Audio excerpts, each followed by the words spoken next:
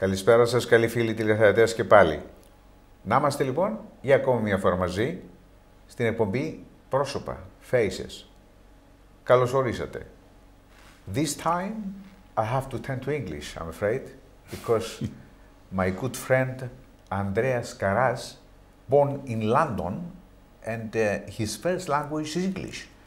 Andreas, good evening, καλησπέρα. Γεια σου Βασίλη, καλησπέρα. Τι κάνεις, καλά είσαι? Καλά, μια χαρά είμαστε.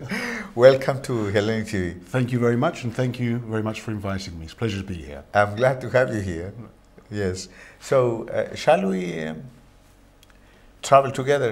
Why not? In the past? Let's go there. You born in London, yes? I was actually born in Cyprus, in Nicosia. Cyprus?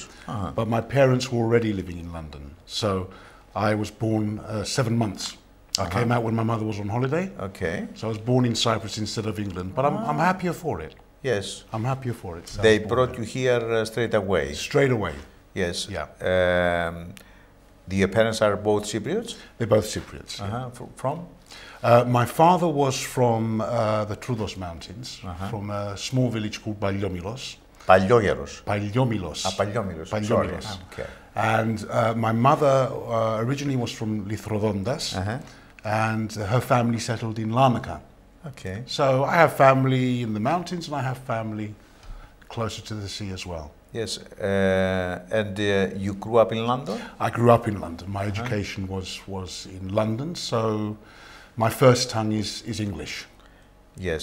Was your first years, near to, very close to the family and the traditions and all this kind of thing? Traditions, as a youngster, I remember I spoke only Greek at home, probably up to about the age of 5. And my father used to record us on one of these old tape machines, reel-to-reel tape machines. Yes. And all I'm speaking on the machine is in Greek. But naturally, that's what we spoke at home.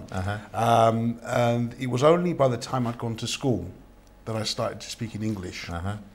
And then that was the easier route to take, despite the fact I did go to Greek school and I was the youngest one in the class, and the teacher kept on picking on me. So I left Greek school very quickly because I wasn't very comfortable there. Yeah, I know. So the family is big? You have brothers, sisters? I have a brother. I have an older brother and a younger sister. There's 3 of us. So it's the average family. Where the art came from? The art, I believe the interest came from school, from my primary school. Okay. I was always enthusiastic about being in a play or being in some sort of singing competition, anything to do with entertainment. And I had a very loud voice as a youngster. People can hear me. In fact, it's a very funny story, may not be funny to you, but we set one of our teachers up, Mr. Titchell, who was our music teacher. And because I had quite a loud voice, I was convinced that if one of the other boys went underneath his desk and accidentally banged his head while he was sharpening his pencil, that I would get the blame for it. And I was sitting at the other side of the classroom. Oh my God. And absolutely correct, I got the blame for it. It's a funny story. It's a funny story, yes. So, okay, and then, I mean, you had your education and then you went to drama school? Or? I went to college, first of all. Obviously, I did want to pursue a career as an actor. And despite the fact that many people had tried to put me off the idea, it's not the easiest of professions. Whoever wants to get into acting has got a very large... hard life. Not hill, mountain. To climb. But I had a love for it. It's what I enjoyed doing and what I look forward to do. So I went to college, did a course there for 2 years, and then applied to get into drama school. And I went to the Rose Bruford School of Speech and Drama, which I was there for 3 years. And the time that you spend at any school or university, you think at the time you're there it takes forever. But when you finish, you just realise how quick time is.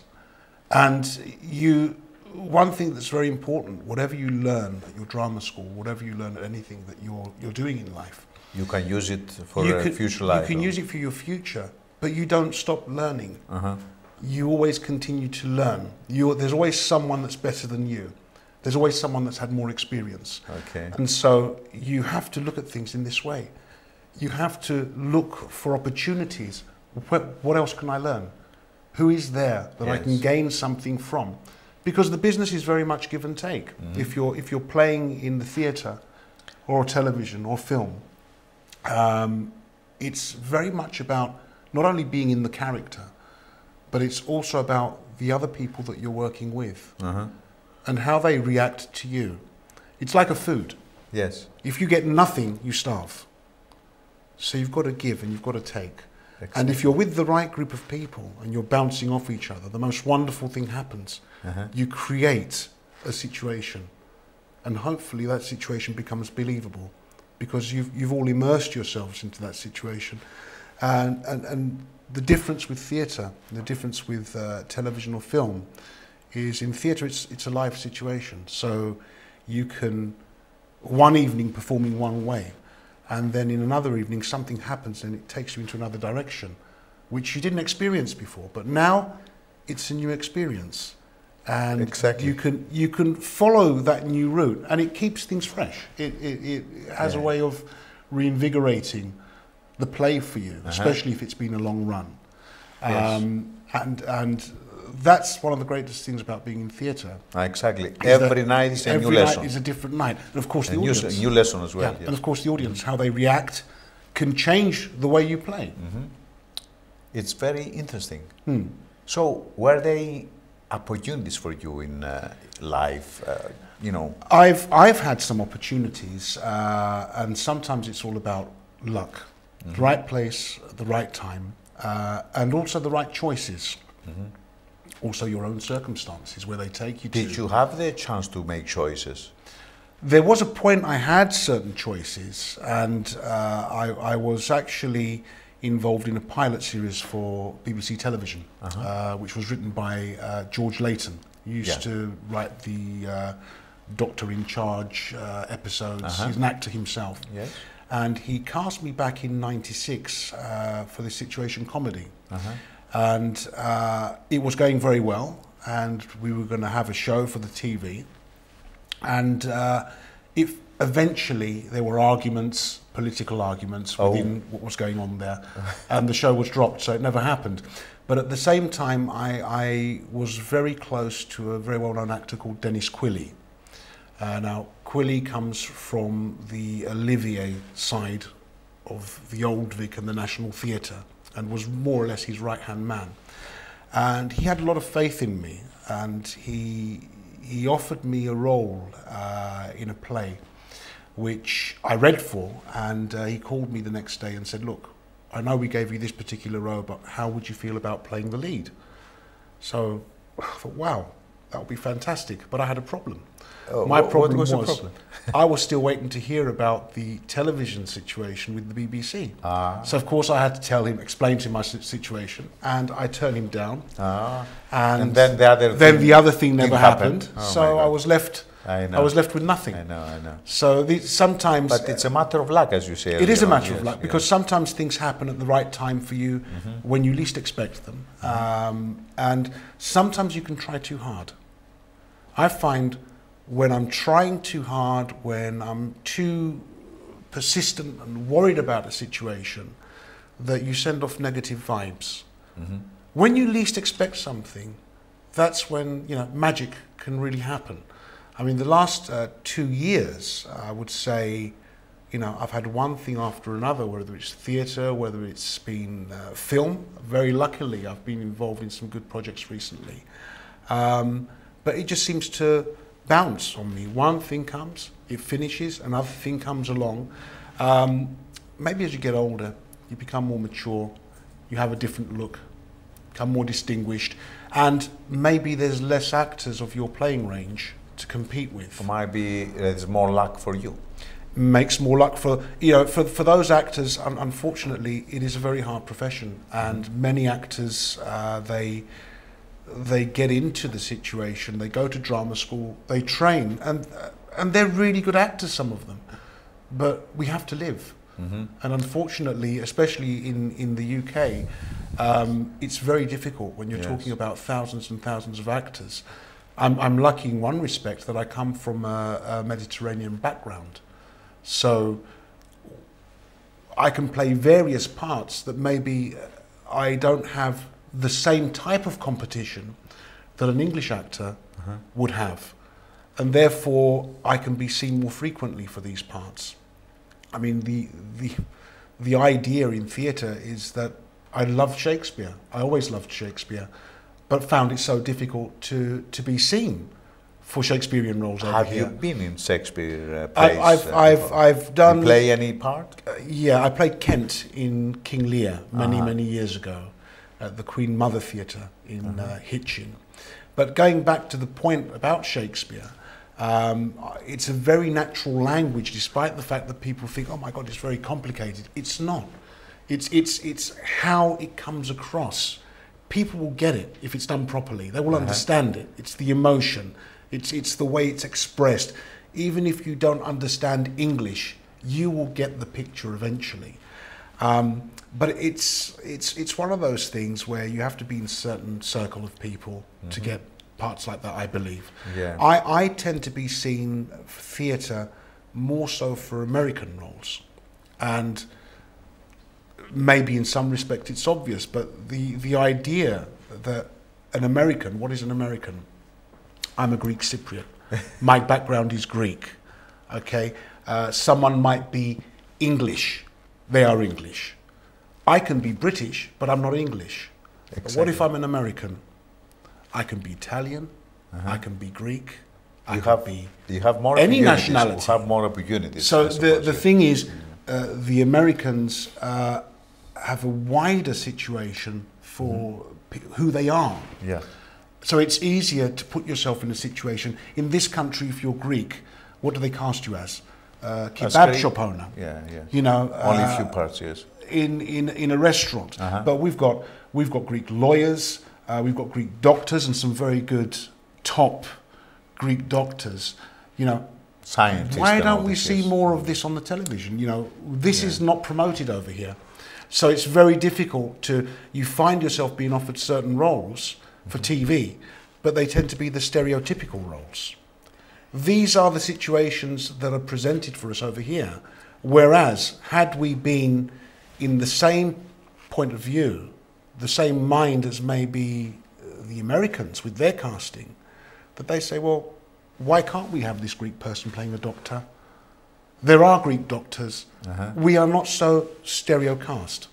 And over here, in order to expand yourself, they approach things differently. The Americans than the English. Very differently. So in order to expand as an actor, you find more so in theatre. There are more opportunities, and perhaps through the theatre you might be seen, and then someone say, "Oh, there's a Greek guy. He speaks with an English accent. Oh, we didn't know they can do that." But, you know. Good morning. You know, we don't speak with Greek accent. You know. Okay, I know. Anyway, once you've been, you stand for an American actor, a Hollywood actor. I did very recently. Tell me about that. I was very lucky. I had a call from my agent one Friday as I was driving home. Not that I should have answered the phone, but I did. And she said they want to see you for a play to understudy for Jeff Goldblum. So I thought, wow. Going to understudy for Jeff Goldblum. She said, go home. They're going to send you the script, learn your lines, and tomorrow morning be at the Old Vic for the audition. So they sent me the script, reading through the lines, learning what I had to learn. And as an actor, sometimes you go to sleep at very late hours because it's a last-minute thing. So the next morning I was at the Old Vic, and I was introduced to Jeff in the green room, who is probably 6'4". Oh my God. We both had long hair, so we had a good chat about the hair because my hair was long as well at the time.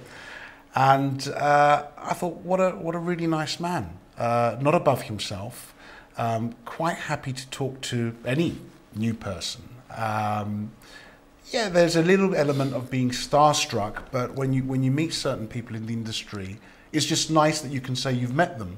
So I did the audition for the director, Terry Johnson. And I knew it'd gone well.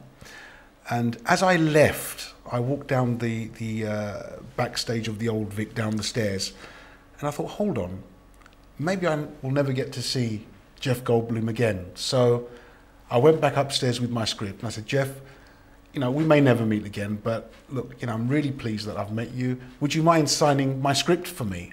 You know, even it will be something that I can have, and yes. I'd love to have it. And he signed it. Yes. So that was the weekend. That was Saturday. On Monday, I had a commercial to shoot, and there was a taxi firm that picked me up to take me to the commercial from North London now. And the taxi driver was asking me what I was doing. I explained to him I'd been for an audition for a play with Jeff Goldblum. And this is in North London. On Thursday, I'd already been told Monday afternoon I had the job. On Thursday, Jeff comes into the rehearsal and he says, hey, Andrew, sorry about the accent. Yeah. Hey, Andrew, I was in a taxi this afternoon, and I was in a taxi this afternoon. Someone, yes. Taxi driver saw you and said I met someone who was auditioning for a play that you're going to be in. And I said, yeah, that's Andreas. Yes. So it shows what a small world. It's, you know, a taxi driver picking even up the taxi driver Knightsbridge was the same taxi driver that picked me up on Monday. Yeah. Did you get a chance to play the role? I didn't get a chance to go on. Now, it's one of those things where you work as hard as if you are going to play every evening, and you have to be prepared. You do have some rehearsal, but you don't rehearse to the same extent that the main stars have to be prepared. Yeah, but you get the money. You get paid, but you're in insurance, and God forbid anything happens. And it's a good question, actually, because many people said, don't you wish you can go on? I said, look, I would love to go on, but I would rather go on if there was an emergency and know I'm ready to go on. Yeah. I don't want to wish anybody any harm so I can go on and be seen.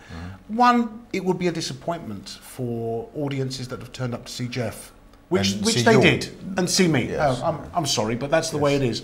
But the answer is... At least you could have said, it's not Jeff, it's Al Pacino, for example. Well, I could say that. But if the answer is, if they didn't see Jeff because there was a problem, they would have seen a good performance. Yeah.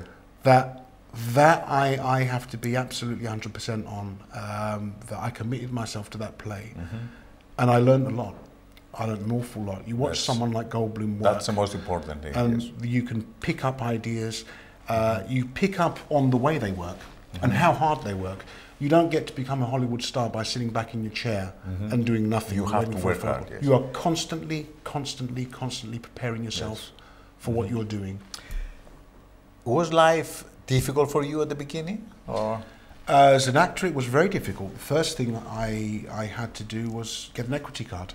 When I came out of drama school, how do you get an equity card? You have to have a contract. You've got to have a contract. To get a contract, you've got to have an equity card. Yeah. So I got my equity card eventually by singing. I also sing, and that was my only way through. And immediately I got my equity card, was offered a job just before my card came through, so I almost even lost the job, with a director called Roland Rees, who was doing a play based in Greece called Looking for the World. It was a new play. Roland Rees had directed the first production of The Elephant Man. So for me it was a big thing to be involved in a director like this. Yes. But the first job is, sometimes they say the hardest, but it could also be the easiest. You get one job and you think you're going to go straight into something else, and it doesn't always happen that way. So then you're used to working at a certain level and with certain people, and then suddenly it stops and you think, what's gone wrong? You know, have I done something wrong? But it just depends what's out there for you, who's promoting you. And sometimes it comes down to your own self. I believe it comes down to your own confidence. You've got to prepare yourself for this business. And, you know, anyone that's out there thinking that, oh, you audition for this, you get this, and then everyone comes after you. There's a lucky few that can do that. But you've got to run, you've got to charge, but you've also got to have that air of confidence about you. You've got to believe that you will succeed, that you will get there. And the more you believe that, the bigger chance you have. Yes, definitely. Mr. Karras, you have a big chance, and this is up to what you did in your first years here in London, because you managed to learn Greek those years, the first years, and this helped you to get the big part, to play the lead in the film Dinner with My Sisters. Yeah, it's... Can you talk about this? Dinner with My Sisters, yeah. It was a film we shot a little while ago, and it was a very big challenge for me because, again, I'm not a big reader of Greek. So I had to read everything very slowly and almost learned it phonetically.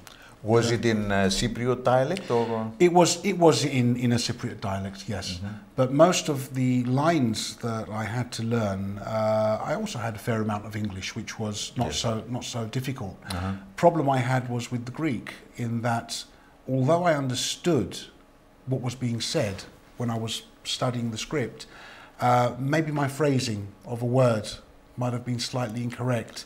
Or I had a big worry about working with other Greek actors, which was I going to be able to catch up with them? But it worked in the end. It's one of those things, you have a fear of doing something that you're not as familiar with. It's not, you know, my first language, but I do understand. If I ask you, Mr. Karras, Andreas Karras. Andreas Karras. Do you mind if I ask you to just give us an example, a line of the film, you know, of your very difficult. character. We're going back in Greek. We're going back 2 years now. Doesn't matter. You still remember. I'm sure about that. I've had to learn scripts and scripts since we finished that film. Maybe we'll come back to that question a bit later on if I remember something. In this case, shall we talk about the film generally? I mean, you had to go to Cyprus to work on all this kind of thing. How the things work for you? Very slowly and very hot. In Cyprus, you've got to remember when you're working as an actor, particularly when you're filming, there are certain times of the year where you would work comfortably. Once you're in a film and you're shooting in July and August, and you're filming scenes in a house, well, that's when you can't have the air conditioning on because the microphone picks up the noise of the air conditioning units. So everything's switched off. Suffer. And you suffer and you get hot and you have to change your clothes, let them dry, start again. Setting up cameras takes a lot of time. People really don't realize that sometimes, you know, you can spend a whole day from dawn until midnight filming, and what do you get for it? Maybe 2 minutes of film. And people don't actually realize when they're watching television or when they're watching a film, what takes half an hour to see or 90 minutes to see has taken weeks to make weeks and months to make. And it's a very, very slow process. Well,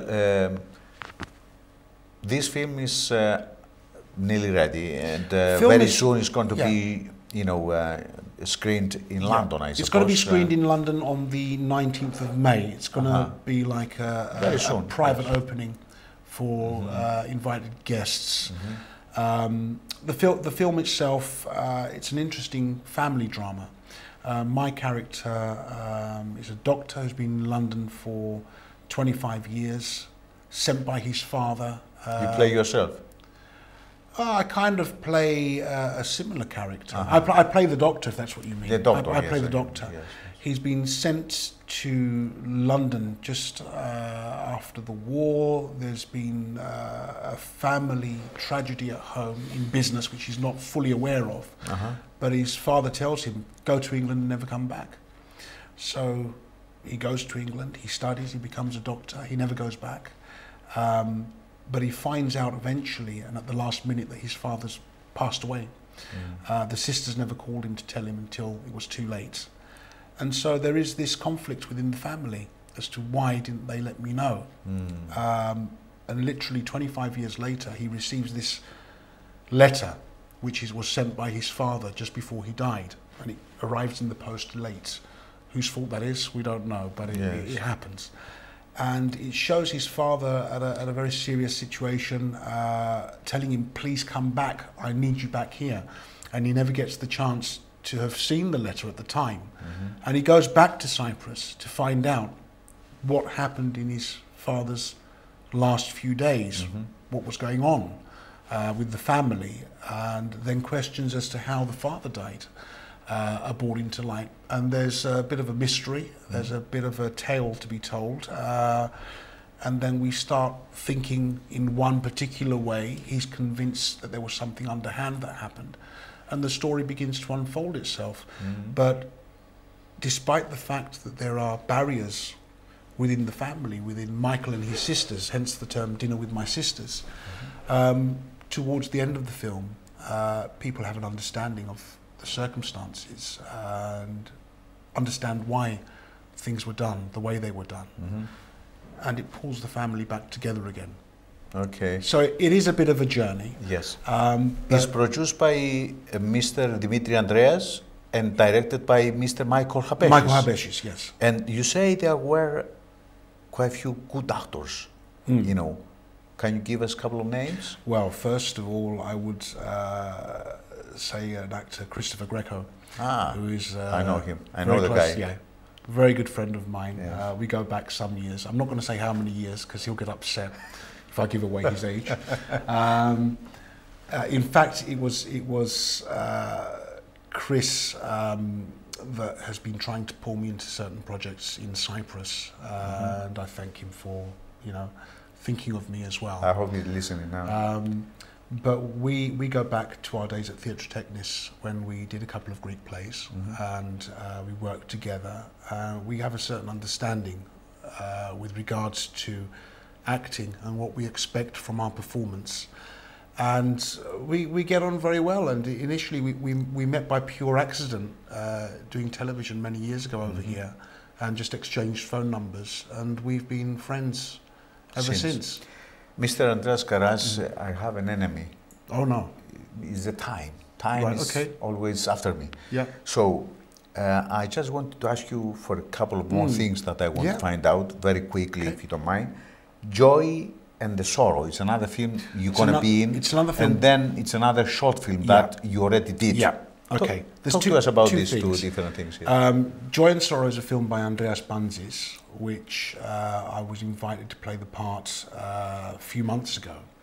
And I've just come back from Cyprus where we were filming some scenes over there. And I play an Interpol police officer who's after a Bulgarian gangster. And he goes on this journey to Bulgaria where he tries to catch up with this guy. He's not the nicest of characters. He's diligent to his work, but he's a nasty piece of work as well. And so the journey takes us from Cyprus to Bulgaria, where we then discover who is behind this particular racket.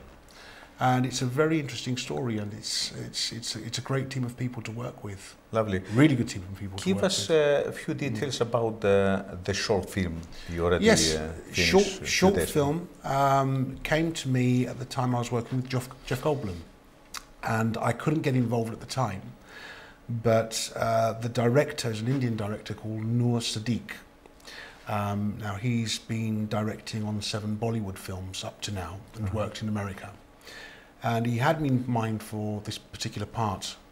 So the idea was that we do an excerpt of the film. There's a whole script there to do a feature film.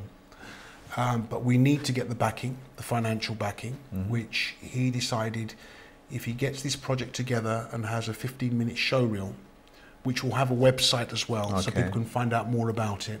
The film's called Lily's Got Talent, and it's loosely based around the Britain's Got Talent competition. There's a young Muslim girl who enters the competition, and my character goes against her because she wears the traditional costume. And I don't agree that's the right thing to do. I play Muslim in the film as well.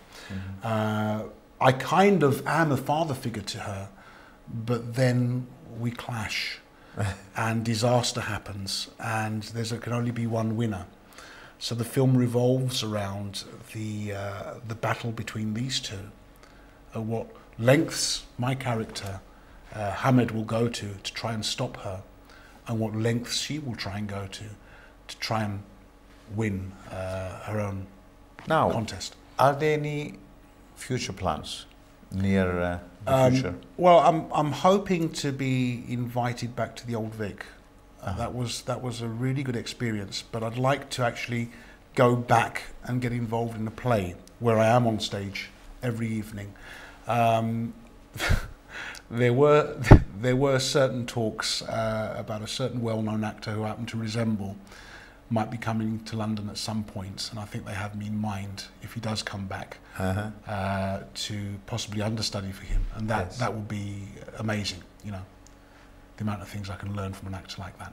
Well, Mr. Karras, it's been a pleasure to have you here. It's been my pleasure. I'm sure we're going to have you here in the future. I hope to talk to us about your future plans, and if you have any dreams, to tell us about your dreams as well. Well, we'll talk about my music next time. And your music, because there is another chapter. Yeah, it's another chapter. In this case, thank you very much, and I wish you all the best. Thank you very much. With the future. Okay. Okay, and I hope to see you soon again here in London I'm sure we will. talk about your future plans.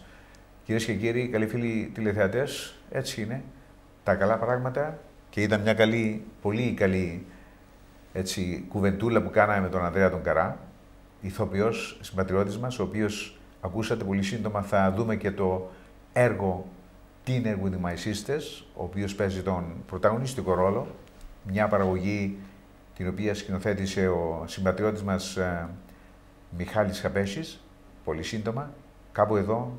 Πολλές ευχαριστίες σε εσάς που μείνατε μαζί μας. Εμείς θα τα πούμε και πάλι την άλλη Κυριακή, την ίδια ώρα, με ένα καινούργιο πρόσωπο. Καληνύχτα, να είστε καλά, να προσέχετε τους εαυτούς σας. Καληνύχτα, Ανδρέα. Καληνύχτα, Βασίλη. Καληνύχτα σας.